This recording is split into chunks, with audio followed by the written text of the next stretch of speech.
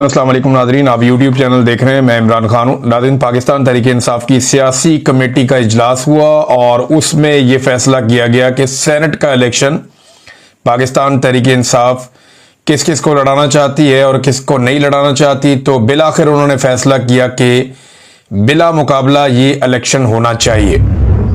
और पाकिस्तान तहरीक इंसाफ ने पहले अपोजिशन के साथ बातचीत की थी और अपोजिशन के साथ एक फार्मूला तय किया था जिसमें यह तय पा गया था कि 5 अरकान सेनेट के आएंगे अपोजिशन की जानिब से और 6 आएंगे हुकूमत की जानिब से।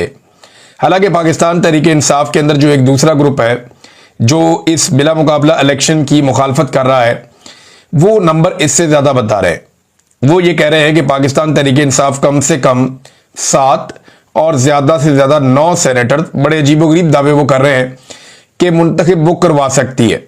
बहरहाल ये तो बात कंफर्म है कि जितने सेनेटर इस वक्त पाकिस्तान तहरीक इंसाफ ने लिए हैं, यानी 6 का नंबर, उनसे 1 सेनेटर कम से कम वो ज्यादा और बनवा सकते थे और इसके लिए आदादो शुमार जो है वो बहुत ही क्लियर है। अब जो नाम फाइनल किए पाकिस्तान तहरीक इंसाफ ने और ये फैसला किया कि इन्हें सेनेटर बनाया जाएगा, इसमें पाकिस्तान तहरीक इंसाफ के जो पॉलिटिकल लोग हैं उन्होंने इसकी तौसीक की है और दावा ये किया जा रहा है कि ये जो नाम फाइनल किए गए हैं 6 के 6, ये मुबैना तौर पे इमरान खान साहब ने फाइनल किए हैं और ये दावा बैरिस्टर सैफ की जानिब से सामने आया और बाकी जो पाकिस्तान तहरीक इंसाफ के लोग इस लिस्ट के हमायती हैं उनकी जानिब से सामने आया। मुराद सईद हैं जी, फैसल जावेद खान है, मिर्जा खान आफरीदी हैं, इनके नाम के ऊपर बहुत तनकीद हुई है और पीर नूरुल हक कादरी साहब है। खवातीन की नशिस्तों में रुबीना नाज और टेक्नोक्रेट नशिस्त के ऊपर आदम सवाती हैं, जबकि बाद में एक सानिया निश्तर साहबा की एक जो सीट खाली हुई है उस पर मिशाल यूसुफ जई को नामजद किया गया कि वो वहां पे इलेक्शन लड़ेंगी। अब मामला यह है कि पाकिस्तान तहरीक इंसाफ ने तो फैसला कर दिया कि बिला मुकाबला इलेक्शन करवाया जाए, लेकिन बिला मुकाबला इलेक्शन करवाने के लिए पाकिस्तान तहरीक इंसाफ के लिए जरूरी यह है कि वो कुछ भी करके जिन उम्मीदवारों ने अपने कागजात नामजदगी जमा करवाए हैं उनसे कागजात नामजदगी वापस करवाएं। अब इलेक्शन जो है वो सर के ऊपर खड़ा है और कागजात नामजदगी वापस लेने के लिए उम्मीदवार तैयार नहीं है। उम्मीदवारों ने बार बार मीटिंग्स की हैं आपस में और वो जो पाकिस्तान तहरीक इंसाफ के पुराने नजरियाती कारकुन हैं उनके साथ बैठे तो वहां पे ये फैसला हुआ कि डट जाओ और कागजात नामजदगी वापस नहीं लेने, आप मुकाबला करें, हम पार्टी से कहेंगे और एमपीए से कहेंगे कि वो आपको वोट डालेंगे और आपको सेनेटर बनाएंगे। अब ये रोला पड़ गया। एक तरफ पीटीआई कह रही है बिला मुकाबला करना है, दूसरी तरफ पीटीआई ही कह रही है कि जी बिला मुकाबला नहीं करना, बल्कि जो सरमायादारों को टिकट दिया गया है ये काम गलत किया गया। होना ये चाहिए कि वर्करों को टिकट दिया जाए, क्योंकि वर्करों को टिकट दिया नहीं गया, लिहाजा वर्करों का ये हक है कि वो जाकर इलेक्शन लड़ें। अब यहां पे सरप्राइज भी आ सकता है, क्योंकि इससे पहले सरप्राइज खैबर पख्तूनख्वा को मिल चुके हैं बहुत सारे। ये एक सरप्राइज और भी खैबर पख्तूनख्वा को मिल सकता है। लिहाजा खैबर पख्तूनख्वा की वो डरी हुई है, वो बार बार मुज़ाकरात कर रही है। मुज़ाकरात के अब तक होने वाले 2 दौर जो है वो नाकाम हो गए हैं। इससे पहले कारकुनों ने यह भी कहा था कि वज़ीर आला हाउस का घेराव भी करेंगे, वो ये भी कह रहे थे कि एमपीएस को भी रोकेंगे और वो मुदाखलत करेंगे हर सूरत इस इलेक्शन के अंदर और वो बिला मुकाबला इलेक्शन नहीं होने देंगे। मुज़ाकरात का दूसरा दौर भी नाकाम हो गया। अली अमीन गंडापुर नाराज सेनेट उम्मीदवारों को दस्तबरदारी के लिए ना मना सके, ये मीडिया के ऊपर खबरें चल रही हैं और हर जगह पे ये खबरें हैं। इरफान सलीम साहब का कहना है ये उम्मीदवार हैं सेनेट के, इमरान खान साहब के बहुत पुराने साथी हैं, 2 दहाइयों से ज्यादा हो गया ये इमरान खान के साथ हैं। तो उनका कहना था कि हम सेनेट इलेक्शन से किसी सूरत दस्तबरदार नहीं होंगे।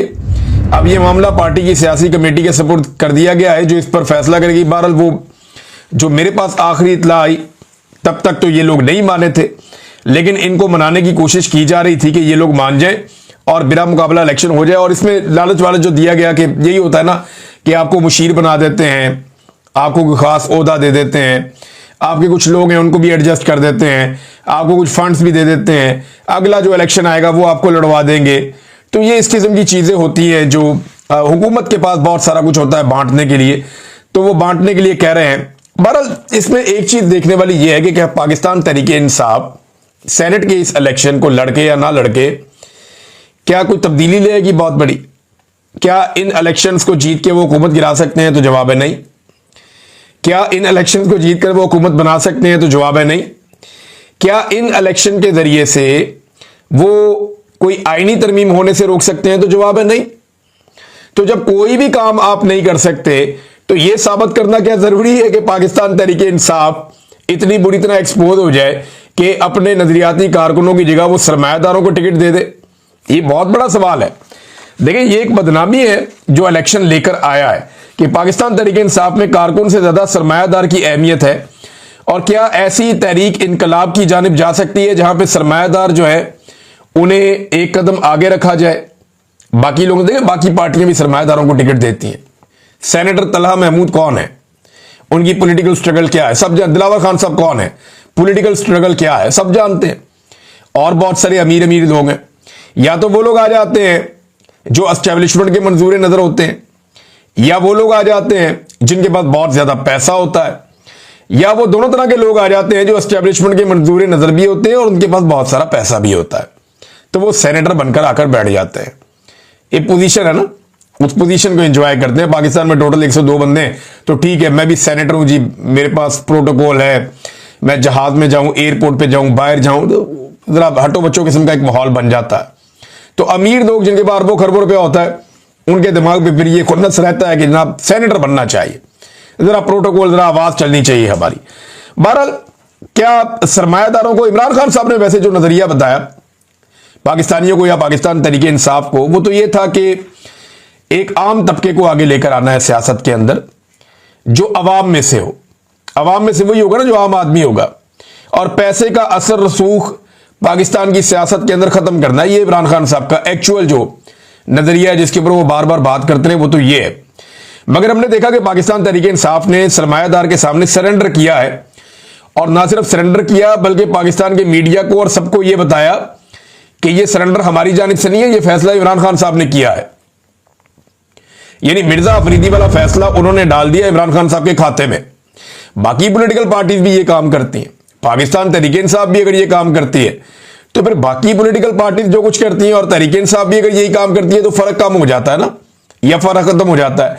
इससे ना एक मायूसी फैल रही है उन कारकुनों में जो जोर लगाते हैं जब वो ये देखते हैं कि उनकी तरह की कुर्बानी देने वाले लोगों की हैसियत नहीं है और जो पैसा लेकर आ रहा है उसकी हैसियत है।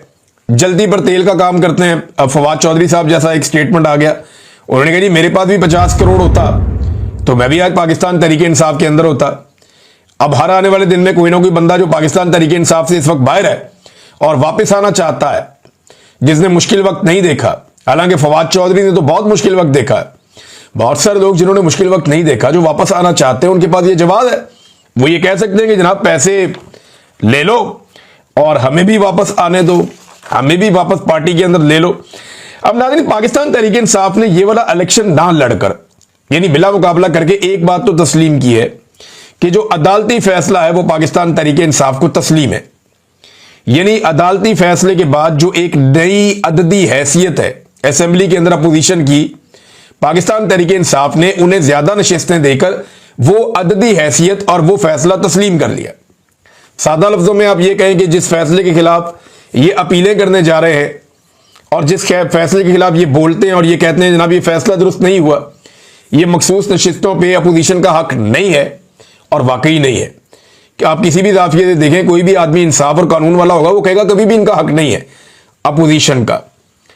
लेकिन एक तरफ कहते हैं ये इनका हक नहीं है, दूसरी तरफ उस हक को तस्लीम करते हुए उन्हें 5 नशिस्तें बिला मुकाबला दे भी रहे हैं बगैर लड़े।